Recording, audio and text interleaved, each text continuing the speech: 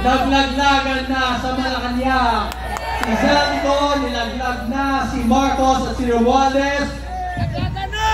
Yung executive secretary, nilaglag na ni Marcos. Hindi na nila alam ang ginagawa nila. Pero alam naman natin, hindi talaga alam ni Marcos kung anong ginagawa niya. Kaya ganito ang ekonomiya ng ating bansa. Lahat tayo support nun. Lahat tayo binigyan natin siya ng pagkakataon na baguhin ang ginawa ng pamilya niya, ang legacy na naman niya, ang Marcos legacy. Pero sinayang niya lang. Yung Duterte family, binigyan siya ng pagkakataon, sinuportahan siya, binigyan siya ng tiwala, at pinakulong lang niya ang dating presidente na ginawa siyang president. He imprisoned the man who trusted him and the man who gave him the faith in leading the country. So dati ang sigaw natin BBM, ngayon ang sigaw natin Marcos resign! Marcos resign! Marcos resign! Marcos resign! Kasi wala na pinabawasan ang ating bansa sa pamamalakad ni President Bongbong Marcos. Mag-resign ka na, ang dami mo lang ninakaw sa amin, ang dami nyo lang ninakaw, ang dami lang namatay, nagpa-party-party ka lang, na kumakain ka lang, nagtulog ka lang sa Malacanang habang binabaha at nagugutom ang iyong mga nasasakupan. Justisya para sa Pilipinas, BBM resign, Marcos resign! Marcos resign! Marcos resign! Marcos resign! Marcos resign! Thank you everyone and God bless. Ladies and gentlemen, Congressman Kiko Meow Barzaga! Ngayon mga kaibigan, para magputuloy sa ating speech, tatawag tayo ng isang isang gagalang-galang, isang retired general, walang iba kundi si Sir Retired General Virgilio Garcia. Mabuhay ang mga sundalong makabayan! Mabuhay din! Magandang gabi po sa inyo lahat. Sir! Magandang gabi po sa inyong lahat. Magandang gabi po! Okay pa ba kayo dyan? Okay na okay! O sige, tingnan natin kung okay pa kayo. Mabuhay ang Pilipino! Mabuhay! Mabuhay ang Pilipinas! Mabuhay! Alright. Buhaya ang Pilipino! Maraming buhaya! Ano ko sa inyo? Tanga ba ang Pilipino? Hindi ko matinig. Tanga ba ang Pilipino? Hindi! Pipi ba ang Pilipino? Hindi! Tama yan.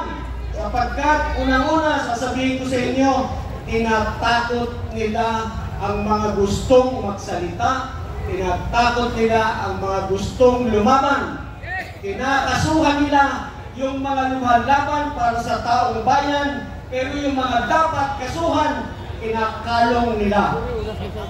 Sabi ko sa mga kasamahan natin, huwag kayong matakot dahil tayong lahat may karapatang magsalita. Lahat tayo may karapatang lumaban. Lahat tayo may karapatang manindigan. Bakit tayo nandito? Para sa katotohanan, para sa pananagutan. Ako, para sa mga batang nalunod sa baha na walang laban dahil sa kasakiman. Yung mga ama na hindi na uuwi, yung mga kapatid na hindi na makikita muli, hindi nyo na matidinig, hindi nyo na mayayakap, walang laban. Nandito ako para sa kanila, para ipaglaban sila katulad din lang ninyo.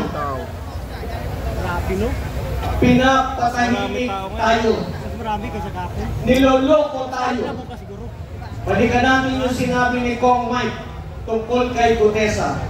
Ngayong si Gutesa ay mayroon ng bagong salaysay. Wala na bang silbi ang una niyang salaysay? Meron! Isa pa po iyon. Yes. Hindi po yun nagbago. Anderog! Kung ano yung una niyang sinabi, yun pa rin yun. Lalo na sinugundahan siya ni Zaldico. Yes! Alright, corroborated yung kanyang statement. Natatakot na sila kaya ganyan ang ginagawa nila. Ngayon, kaya sila dribble ng dribble para magawa nila yung pagtatakip na gusto nilang gawin. Bakit dribble? Merong pagdinig sa Senado, merong pagdinig sa ICI. Pagkatapos niyan, may pagdinig din sa DOT, sa Department of Transportation, as DPWH. Pagkatapos, meron din, magkakaroon pa rin ng pagdinig sa Ombudsman bago sila makapag-file ng kaso. Ang haba ng dribble, may kaso agad, wala pang kaso yung mga dapat kasuhan, pero yung katulad ni General Pokis, kinasuhan na.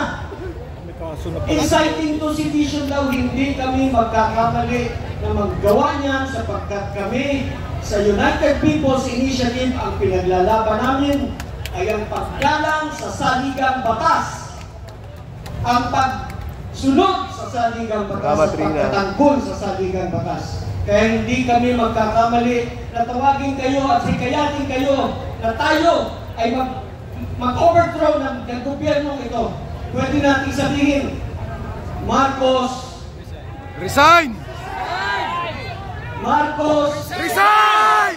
Marcos Resign! Yan, pwede natin sabihin yan, pero hindi natin pwedeng sabihin, tara sa Malacanang, gibain natin yung bakod at pasukin natin yung loob. Yun, exciting. Pero hindi natin gagawin yun. Mag-resign siya dahil yun ang gusto ng taong bayan. Yung sinabi ni Saldico, wala raw visa.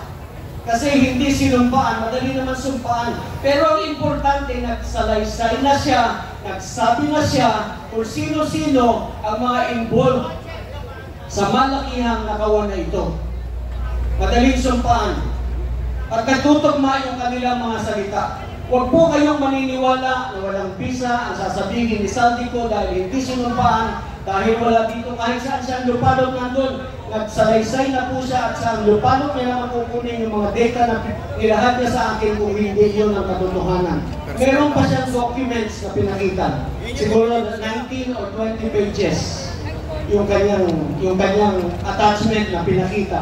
Ito ang katibayan ng lahat. Yan. At huwag po kayong mag-alala.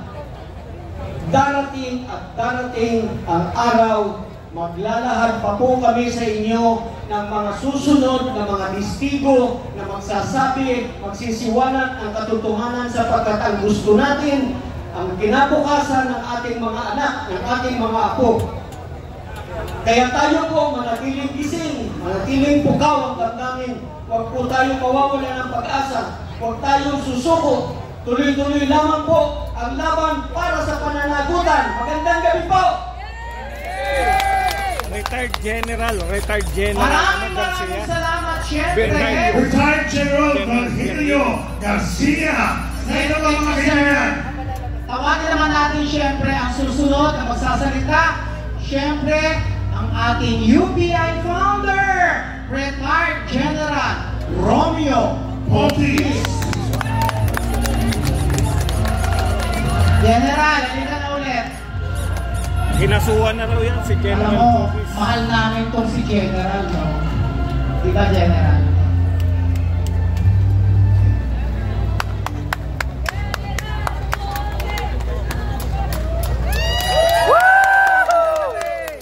Magabi, sir! Mga kabayan, magandang gabi po sa inyong lahat. Kamusta po kayo? Okay na Okay, okay! sir! Ako po si Romeo Pokis, retiradong general at patuloy na sundalo ng bayan. Wala ho dapat ako dito ngayon dahil 40 anyos na kayo kung magservisyo sa bayan, sa ating militar. Pero alam naman natin na ang ating bayan ay lumuluha at nagdurusa. Narito tayo ngayon para ipahayag ang dapat nating pahayag sa mga taong namumuno sa atin. Ang United People's Initiative po ay binuo natin dahil sa mga nangyayari sa bayan na tulad dito. Ang United People's Initiative ay susulong ang mga tingkain para sa kabutihan ng ating bayan.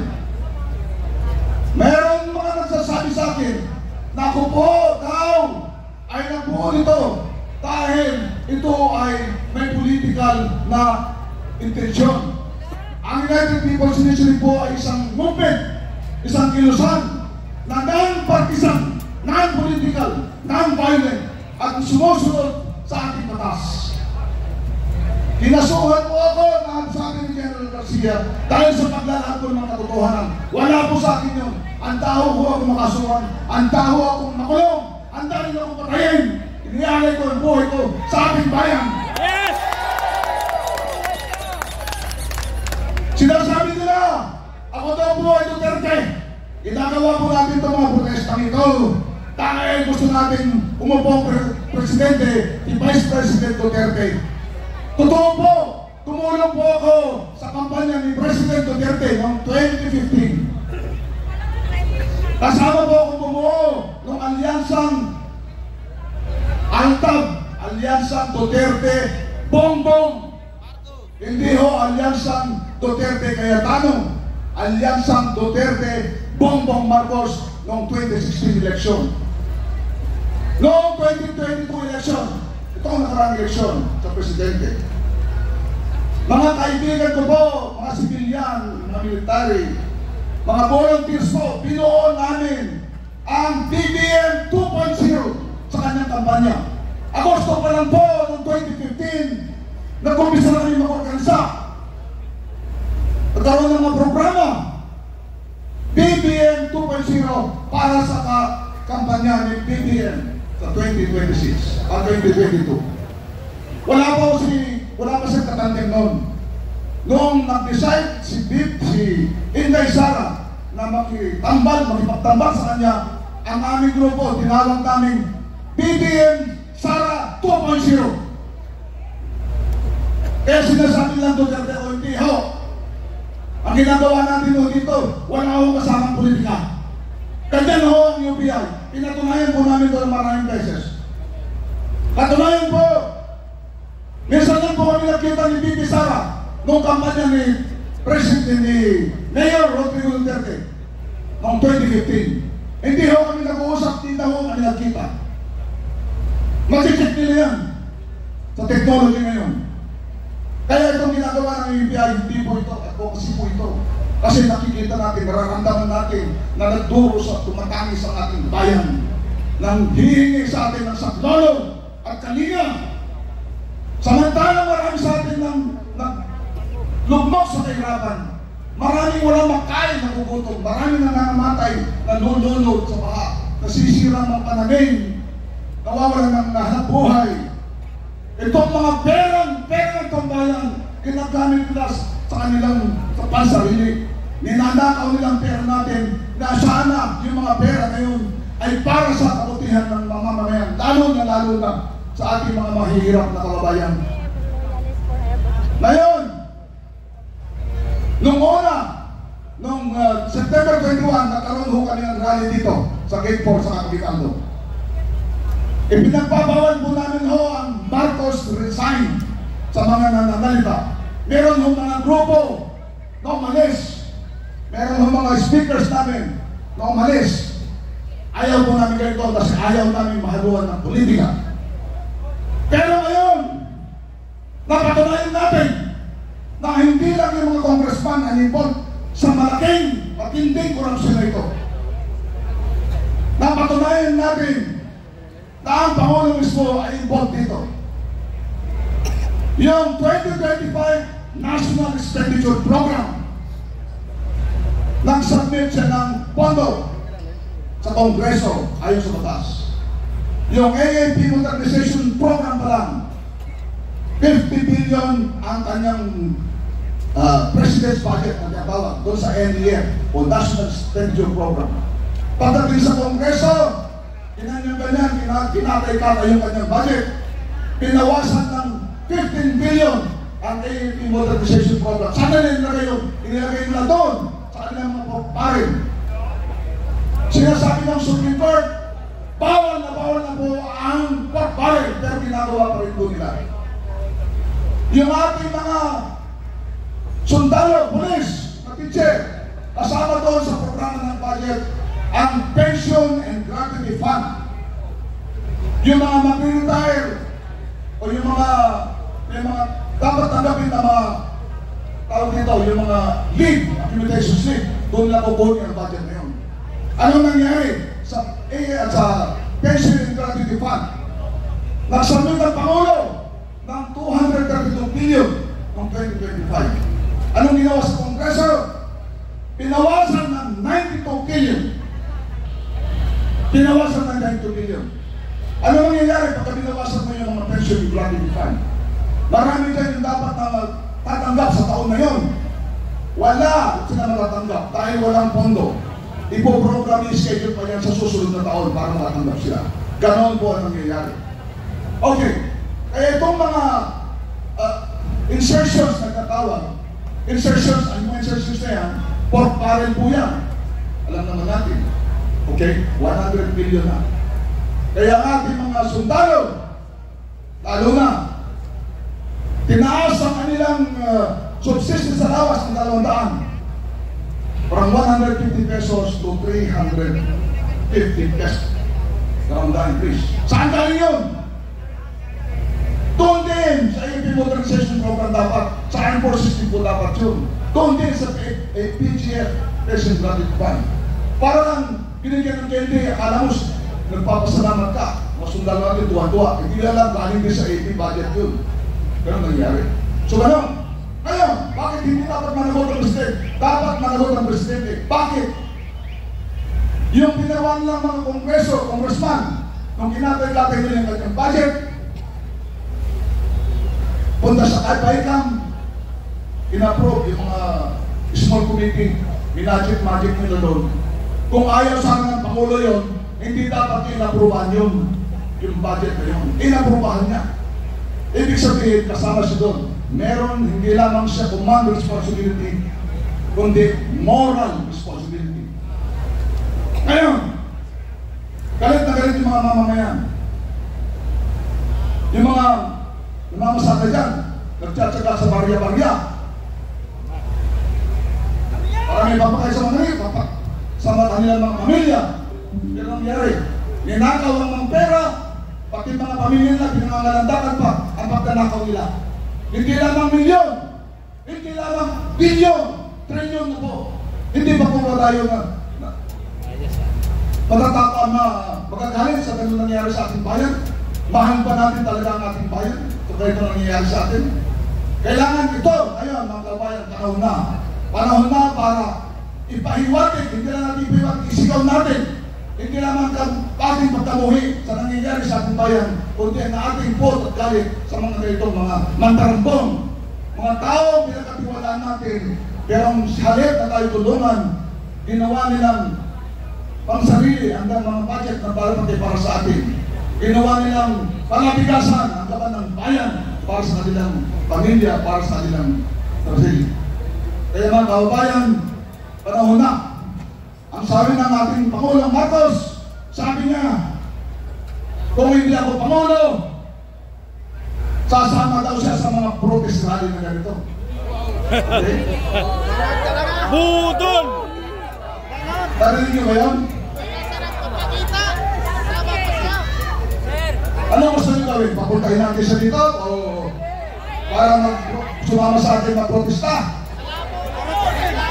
O mag-resign muna siya para makasama siya para hindi siya makasama sa atin. Kasi sabi niya, kung hindi siya presidente, sasama siya sa atin sa protesta. Okay. Ngayon, tayo lahat ay ginagarantiyan ng ating konstitusyon na ipahayag ang ating grievances, ang ating hinanakit sa gobyerno. Ginagarantiyan mo yung konstitusyon, sinasabi ng mga nauna ng salita. Kasuhan na tayong kasuhan. Pati yung Marcos resign ay bawal na raw po. Kakasuhan na raw po. Pananakot lang po yun. Huwag kayo maniwala doon. Ngayon, yung mga kapulisan, yung mga military, hindi naman kayo presidente. So kayo, inahanyayahan namin na sumama dito para sa protestar namin ngayon. Alam namin, ang damdamin ng mga police, military, mga teacher, kung naman na dyan. Alam natin, yung ordinary Pilipino, ang galit at buot sa nangyayaring korupsyon na ito sa ating bayan. Kaya tayo ay magsama-sama, mga kababayan. Ipaglaban natin ang katarungan, ang katotohanan, panaugutin ang lahat ng mga taksil ng karambong at nagkapastangan sa ating bayan at ibalik ang katapatan at moralidad sa ating bayan. Mabuhay kayong mga Pilipino! Mabuhay kayong mga Pilipino! Mabuhay ang Pilipinas! Magandang natin lahat sa inyong kaibigan.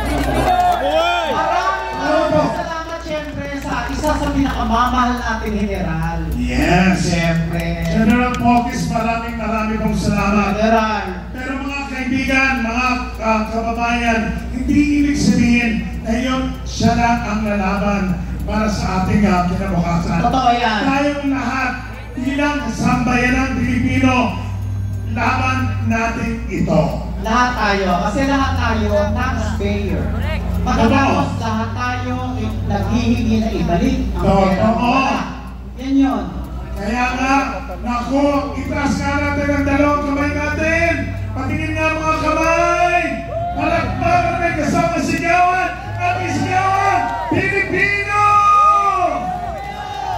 Ngayon, meron naman tayong ulit sa speaker. Siyempre, tawagin naman natin ang susunod na magsasalita para sa inyong lahat. Tawagin natin si Boss Dada! Look. Nakakatakot to. Nakakatakot si Boss Dada. Patilaw na pala, nakakatakot na. Parang nakasama na natin to. Parang kapag Ay, parang kuya ko to. Kuya. Hello. si Boss Dada. Ano to? Ang laki, tol. Ikaw nabanggahan ito. Diyos ko. Magandang gabi, mga Boss! kabayan ko. Boss Dada, I love Bawal you. daw isigaw ang Marcos resign ngayon. Bawal ba? Anong bawal isigaw? Bawal na isigaw, sinigaw mo. Ikulong nyo na si Kaya Marcos. talaga.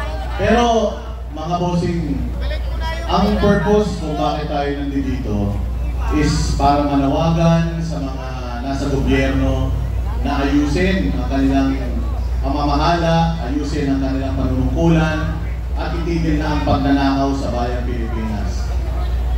Ang punot dulo ng problema ng bayang Pilipinas ay ang pagnanakaw. Sino ba ang sa tingin ninyo mga nagnanakaw sa bayang Pilipinas? Sabi naman, kuya, makasagot kagad eh. Bakit si BBM?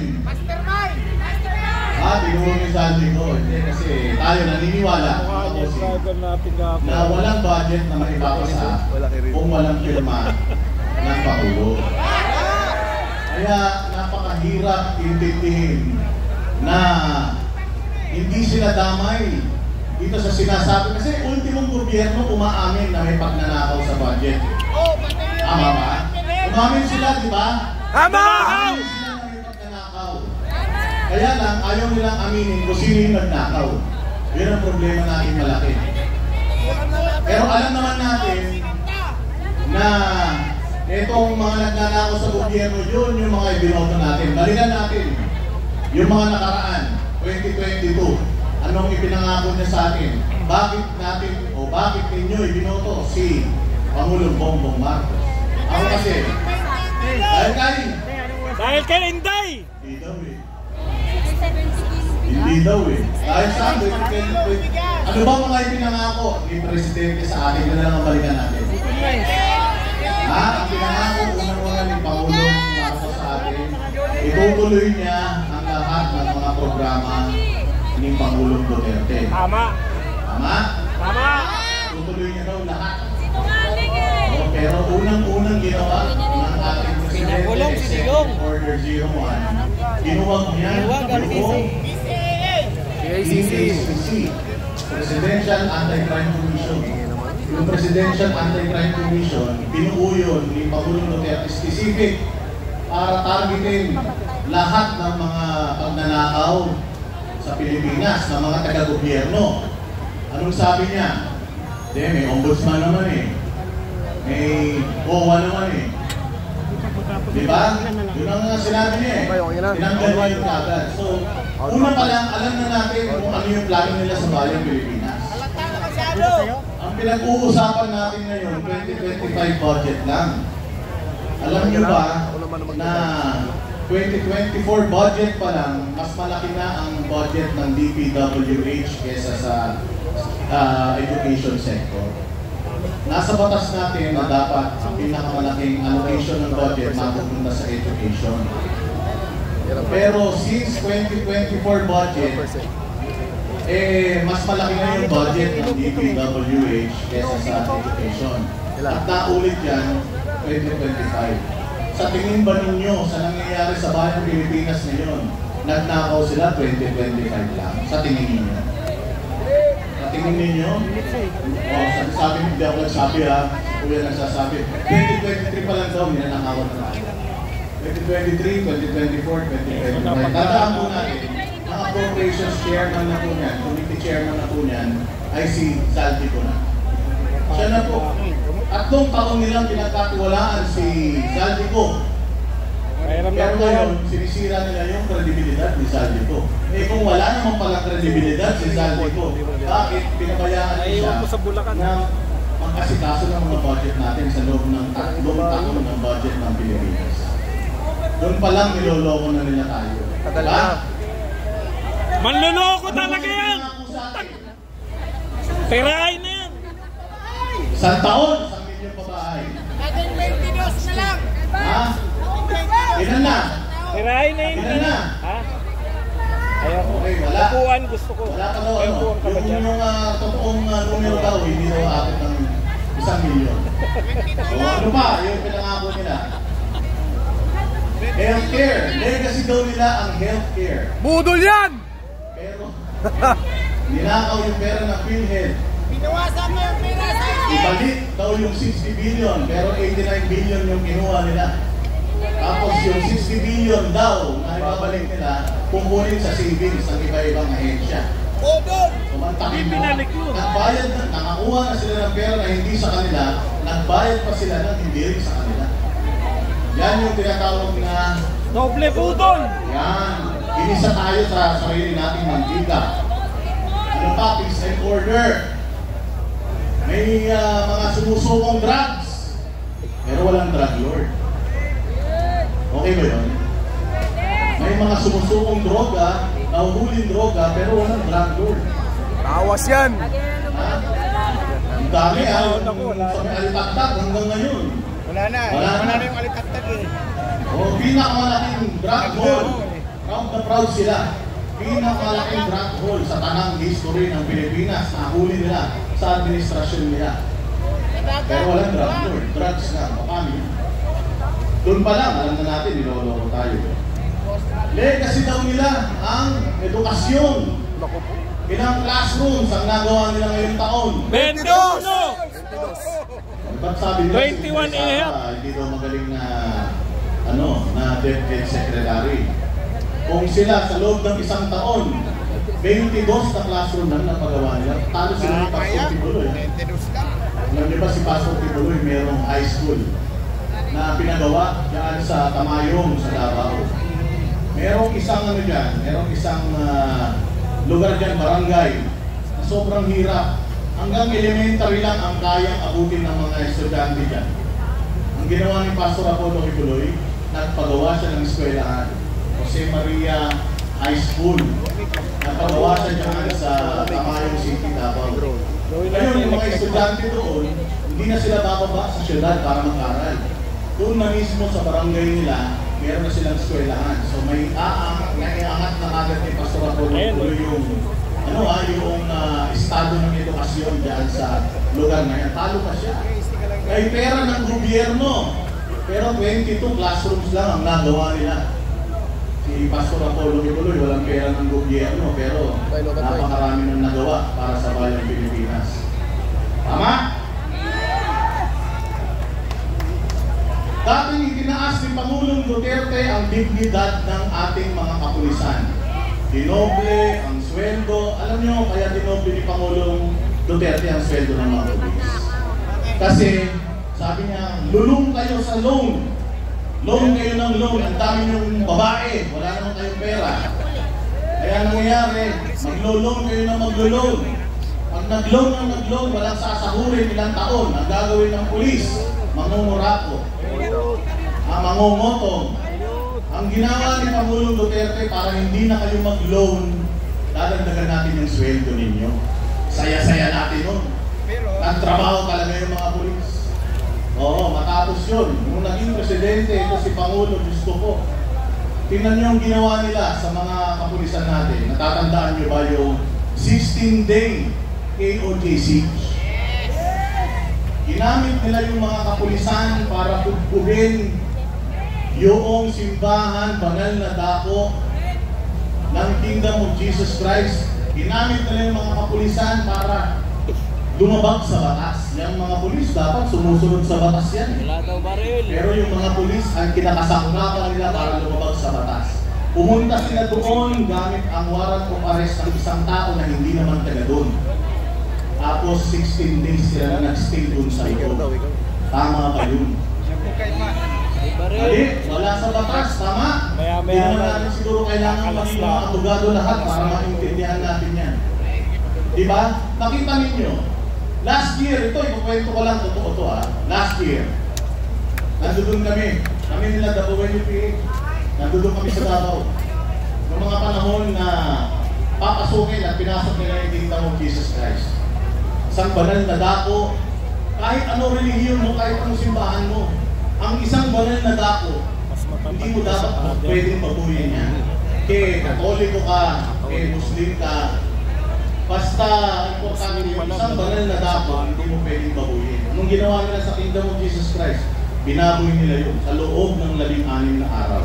That same month, nagsabi si Pangulong Duterte, Pangulong Marcos, nagsabi siya na nagsona siya 5,500 flood control projects. That same month, nandun kami sa Davao noon, nung pinangako niya yung 5,500 flood control project. Marami daw siyang napagawa ng mga flood control projects, tapos marami daw silang, sa sobrang wala silang may pagmalaki, pati basura. Pati dami ng basura, pinagmalaki nila doon, ang dami daw nilang nakolektang basura. Inaumagahan, umulan ng malakas dito sa Metro Manila, nagbaha sa Metro Manila, hindi lang nagbaha ng tubig, pati basura nagbaha sa Metro Manila. Anong ibig sabihin yan? Karma. Anong sinasabi ng administrasyon ngayon? Hindi daw sangkot si Pangulong Marcos kasi siya ang nagbulgar. Naniniwala ba kayo doon? Ako naniniwala ako na nagbulgar. Panginoon, bakit? Dahil yung lakas ng ulan na yun ang nagpabaha sa Pilipinas ng tubig at ng basura, doon tayo nagsimulang naghanap. Doon tayo nagsimulang magtanong. Nasaan yung flood control? 5,500. Nalaman natin, 1.6 billion per day daw yung ginagastos nila sa flood control. Ang laking pera nun. 1.6 billion per day. Magkano binibigay nila sa Cebu? 5,000. Pagka medyo damage. Tapos 15,000 kapag sobrang damage. Total damage. Imagine, 1.6 billion per day. Yun lang yung pinamimigay nila. So ito ang ginagawa natin. Nagre-reklamo tayo. Ito yung mga reklamo natin na gusto nating marinig nilang lahat. Hindi tayo nandito para sabihin, magsilayas na kayo dyan. Kasi ako naniniwala pa rin naman na nanalo siya dyan for a reason. Anong reason? Ba't siya nanalo? Para malaman natin na wala talagang Marcos na gagawa na matino sa bayang Pilipinas. Tama? Napakapalad natin kasi hindi tumakbo si Inday Sara na presidente. Marami sa inyo nagagalit eh. Tigas ang ulo ni Inday. Kung tumakbo sana siya ang presidente, sa tingin ninyo sa mga demonyo na yan, kung presidente si Inday Sara ngayon, pina-impeach na nila yan. Vice President pa lang, pina-impeach na nila eh. Lalo na kung presidente yan, ipa-i-impeach nila yan. 3 taon lang yan maninilbihan. Vice President si Bongbong Marcos, halimbawa, anong mangyayari sa bayang Pilipinas? Kung 9 years siyang mamumuno sa Pilipinas, 3 taon pa nga lang, pinahirapan na tayo lahat eh. 9 years pa kaya. So yung hindi pagtakbo ni Inday Sara is a blessing in disguise. It is a blessing in disguise. Marunong talaga ang Diyos. Alam ng Diyos na kailangan yung matuto. Kailangan natin matuto sa mga ibinuboto natin. Hindi namin binoto si Pangulong Bongbong Marcos. Kasi sinabi ni Pangulong Duterte noon, wag yung iboto yan. Big leader yan. Spoiled yan. Naniwala kami. Pero, katulad nga na sinasabi niyo, binoto niyo si Pangulong Duterte o si Pangulong Marcos dahil kay Inday Sara Duterte. Ngayon ito, mga bossing, gusto ko lang ipaintindi sa inyo kung gaano ka-traidor itong gobyerno to bago tayo makaalam. Traidor talaga. Unang-unang traidor kayo. Ang daming ipinangako sa inyo, hindi tinupad lahat. Pangalawang traidor niya, ang mga Duterte, pinalibing yung tatay niya, si Pangulong Duterte, nasa gate ngayon. Anong pakiramdam kaya ni Pangulong Marcos na nagpupunta siya sa libingan ng kanyang tatay tuwing November 1, habang si Pangulong Duterte na taon-taon nagpupunta sa libingan ng mga magulang niya? Eh hindi nakapunta ngayong taon sa libingan ng mga magulang niya. Matigas ang mukha, no? No? Hindi na siguro na iisip, ano? Gano'n ka walang utang na loob? Gano'n ka walang utang na loob? Si Pastor Apollo Kibuloy nakatulong, ang SMNI nakatulong. Noong mga panahon na yung mga mainstream media, binababoy siya. Tama! Sino ang tumulong sa kanya? SMNI.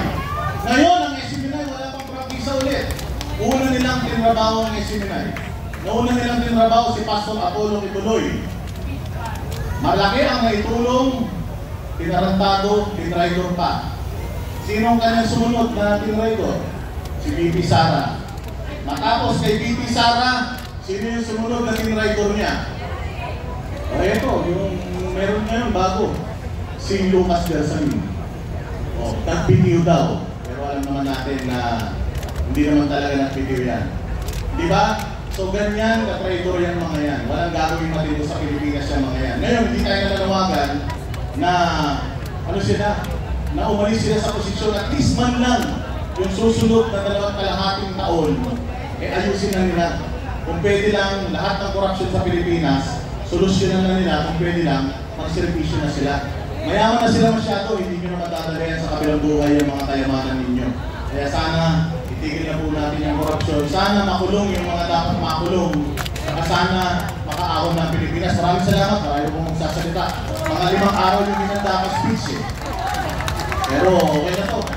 Manood na lang kayo ng vlog ko. Kung ano sasabihin nyo iba. Maraming salamat. Magandang gabi po.